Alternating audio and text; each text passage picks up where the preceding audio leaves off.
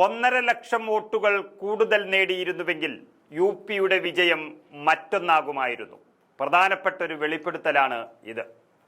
ആ തെരഞ്ഞെടുപ്പിന് മുൻപ് യു പിയിലെ 18,000 വോട്ടർമാരുടെ പേരുകൾ വോട്ടർ പട്ടികയിൽ നിന്നും ഇല്ലാതാക്കിയിട്ടാണ് BJP വിജയത്തിലേക്ക് പോയത് എന്ന വെളിപ്പെടുത്തലാണ് അഖിലേഷ് യാദവ് നടത്തിയിരിക്കുന്നത്.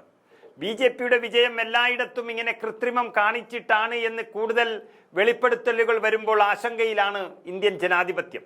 വലിയ തരത്തിൽ ഭരണവിരുദ്ധ വികാരം ഉണ്ടായിട്ടും മാസങ്ങൾക്ക് മുൻപ് നടന്ന ഹരിയാനയും മഹാരാഷ്ട്രയിലെയും തെരഞ്ഞെടുപ്പ് BJP ജയിച്ചത് തട്ടിപ്പ് നടത്തിയിട്ടാണെന്ന് പ്രതിപക്ഷ നേതാവ് രാഹുൽ ഗാന്ധി അടക്കം തെളിവുകൾ നിരത്തിക്കൊണ്ടാണ് പറഞ്ഞിരിക്കുന്നത്.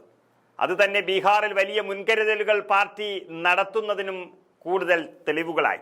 ഇപ്പോഴിതാ ഏറ്റവും ഗൗരവകരമായ മറ്റൊരു വെളിപ്പെടുത്തൽ കൂടി വന്നിരിക്കുന്നു. 2022 UP നിയമസഭാ തെരഞ്ഞെടുപ്പിൽ BJP കൃത്രിമം കാണിച്ചുവെന്നാണ് സമാജ്വാദി പാർട്ടി അധ്യക്ഷൻ അഖിലേഷ് യാദവ് വെളിപ്പെടുത്തിയിരിക്കുന്നത്. വോട്ടർ പട്ടികയിലെ തീവ്ര പരിശോധനയ്ക്കെതിരെ ഇന്നലെ ഇന്ത്യ മുന്നണിയുടെ നേതൃത്വത്തിൽ നടത്തിയ പ്രതിഷേധത്തിനിടെയാണ് അഖിലേഷ് യാദവ് തെരഞ്ഞെടുപ്പ് കമ്മീഷന്റെ നിഷ്പക്ഷതയെ ചോദ്യം ചെയ്തുകൊണ്ട് മുന്നോട്ട് വന്നത്. പ്രതിപക്ഷ പാർട്ടികൾ ഇപ്പോൾ വളരെയധികം ജാഗ്രതയിലാണെന്നും ഇനി മുന്നോട്ടുള്ള തെരഞ്ഞെടുപ്പുകളെല്ലാം UP നിയമസഭയടക്കം BJPയെ കൃത്രിമം കാണിക്കാൻ അനുവദിക്കില്ലെന്നും അഖിലേഷ് യാദവ് പാർട്ടി പ്രവർത്തകരെ അഭിസംബോധന ചെയ്തുകൊണ്ട് വ്യക്തമാക്കിയിരിക്കുന്നു. BJP ഒഴികെ എല്ലാ രാഷ്ട്രീയ പാർട്ടികൾക്കും തെരഞ്ഞെടുപ്പ് കമ്മീഷനുമായി വലിയ പ്രശ്നങ്ങളാണ് ഉള്ളതെന്നും ഈ രാജ്യം വിലയിരുത്തിയിരിക്കുന്നു. അതിനർത്ഥം ജനാധിപത്യം ഈ രാജ്യത്ത് അട്ടിമറിക്കപ്പെട്ടിരിക്കുന്നു എന്നുള്ളതാണ്. BJPയുടെ കൃത്രിമം കാരണം സമാജ്വാദി പാർട്ടി UP തെരഞ്ഞെടുപ്പിൽ പരാജയപ്പെട്ടു എന്നുള്ള ഗൗരവകരമായ കാര്യമാണ് അദ്ദേഹം തുറന്നു പറഞ്ഞിരിക്കുന്നത്. 1.5 ലക്ഷം വോട്ടുകൾ അധികം നേടിയിരുന്നുവെങ്കിൽ തങ്ങൾ തെരഞ്ഞെടുപ്പിൽ വിജയിക്കുമായിരുന്നു. തെരഞ്ഞെടുപ്പിന് മുൻപ് തന്നെ UPയിലെ 18,000 വോട്ടർമാരുടെ പേരുകൾ ഇങ്ങനെ വെട്ടിമാറ്റി പട്ടികയിൽ നിന്നും ഇല്ലാതാക്കി എന്നാണ് അഖിലേഷ് യാദവ് പറയുന്നത്. അയോധ്യയിലെ മിൽക്കിപൂർ സീറ്റിൽ നടന്ന നിയമസഭാ ഉപതെരഞ്ഞെടുപ്പിൽ കൃത്രിമം നടന്നതിന്റെ തെളിവും അഖിലേഷ് യാദവ് പുറത്തുവിട്ടിരിക്കുന്നു. പ്രായമായ ഒരാൾ അവിടെ 5 തവണയാണ് വോട്ട് ചെയ്തത് എന്ന് അദ്ദേഹം വ്യക്തമാക്കിയിരിക്കുന്നു.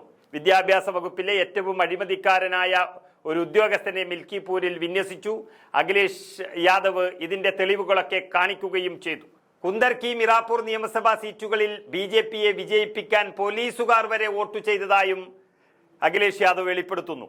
ഗുജറാത്തിലെ പാലം തകർന്ന സംഭവത്തെക്കുറിച്ച് പരാമർശിക്കുമ്പോൾ ഇതാണ് BJPയുടെ ഗുജറാത്ത് മോഡലെന്ന് അദ്ദേഹം പരിഹസിച്ചതും BJP ഓരോ തവണ ആർക്ക് വേണ്ടിയാണ്, അഴിമതിക്കാർക്ക് വേണ്ടിയാണ് കൂട്ടുപിടിക്കുന്നത് എന്ന് ഉത്തർപ്രദേശിൽ വ്യക്തമാക്കിയിരിക്കുകയാണ് അദ്ദേഹം.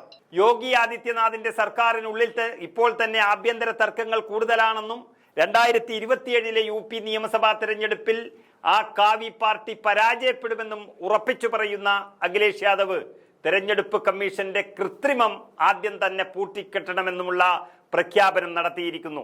അങ്ങനെ ഈ രാജ്യത്തെ പ്രതിപക്ഷ പാർട്ടികൾ ഒന്നടങ്കം, അല്ലെങ്കിൽ BJP ഒഴികെ മറ്റെല്ലാ പാർട്ടികളും തെരഞ്ഞെടുപ്പ് കമ്മീഷനെതിരെ നീങ്ങുമ്പോൾ അതിലൊരു യാഥാർത്ഥ്യമുണ്ട് എന്നുള്ളത് ഇന്ത്യൻ ജനത തിരിച്ചറിഞ്ഞിരിക്കുകയാണ്.